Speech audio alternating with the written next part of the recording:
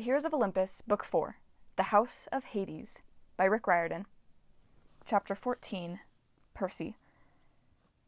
As they started down the cliff, Percy concentrated on the challenges at hand, keeping his footing, avoiding rock slides that would alert the Impuzai of their presence, and, of course, making sure he and Annabeth didn't plummet to their deaths. About halfway down the precipice, Annabeth said, "Stop, okay? Just take a quick break." Her legs wobbled so badly, Percy cursed himself for not calling a rest earlier.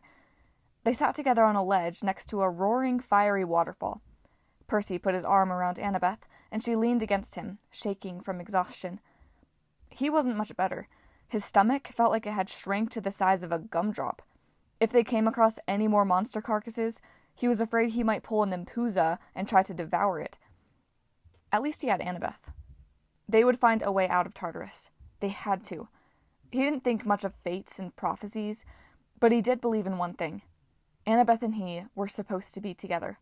They hadn't survived so much just to get killed now. "Things could be worse," Annabeth ventured.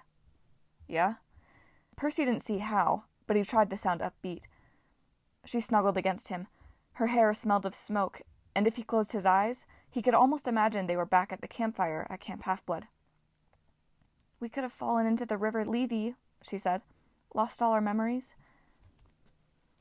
Percy's skin crawled just thinking about it. He'd had enough trouble with amnesia for one lifetime. Only last month, Hera had erased his memories to put him among the Roman demigods. Percy had stumbled into Camp Jupiter with no idea who he was or where he came from. And a few years before that, he'd fought a Titan on the banks of the Lethe, near Hades' palace. He'd blasted the Titan with water from that river and completely wiped his memory clean. "Yeah, the Lethe," he muttered. "Not my favorite." "What was the Titan's name?" Annabeth asked. "Oh, Iapetus. He said it meant the Impaler or something." "No, the name you gave him after he lost his memory. Steve?" "Bob," Percy said. Annabeth managed a weak laugh. "Bob the Titan."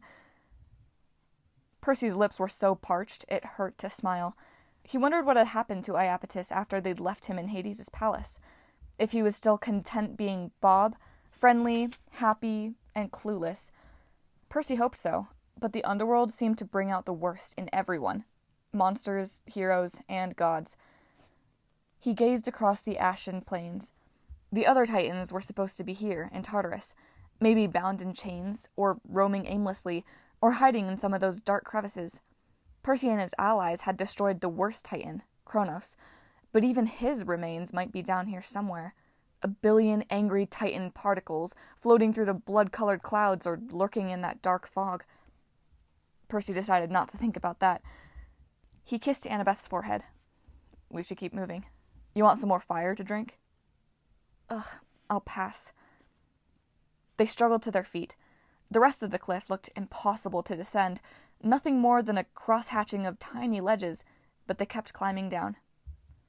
Percy's body went on autopilot. His fingers cramped. He felt blisters popping up on his ankles. He got shaky from hunger. He wondered if they would die of starvation, or if the fire water would keep them going.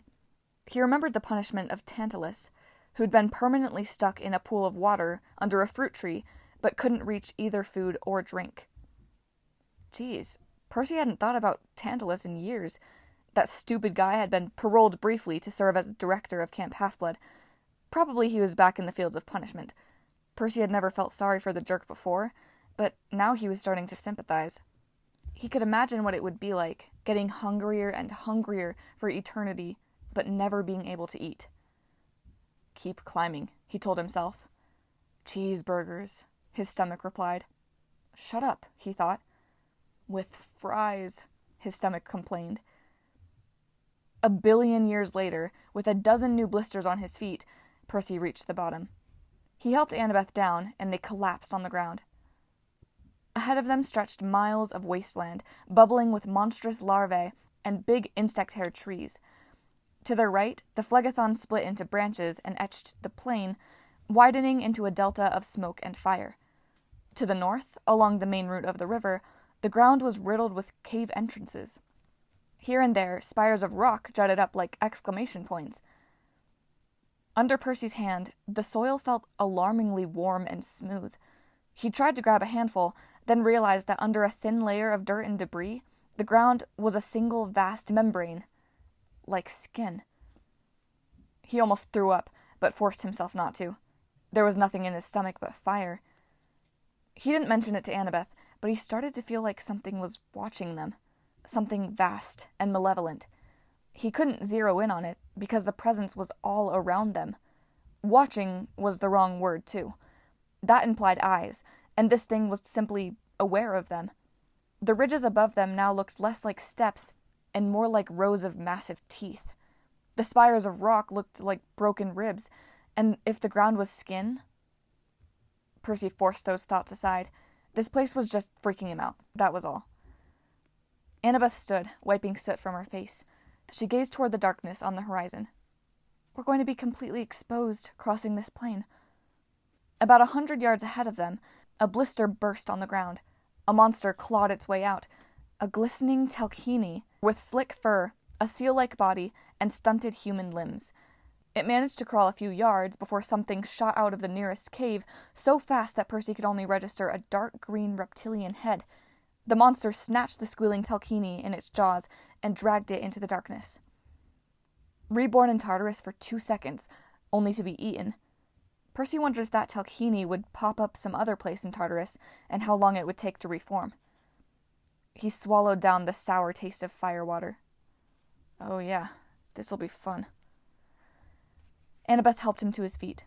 He took one last look at the cliffs, but there was no going back.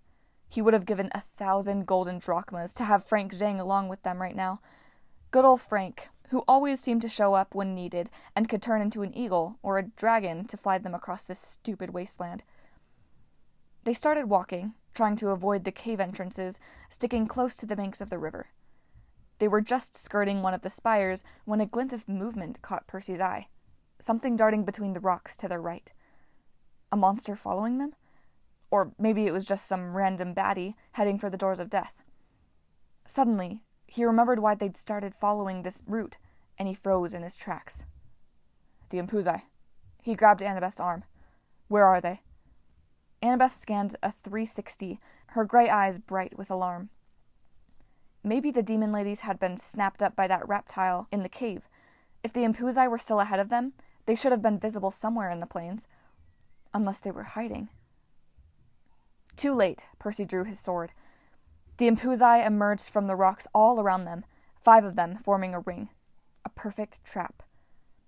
Kelly limped forward on her mismatched legs. Her fiery hair burned across her shoulders like a miniature Phlegethon waterfall.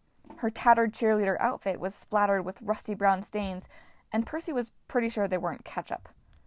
She fixed him with her glowing red eyes and bared her fangs. "Percy Jackson," she cooed. "How awesome! I don't even have to return to the mortal world to destroy you."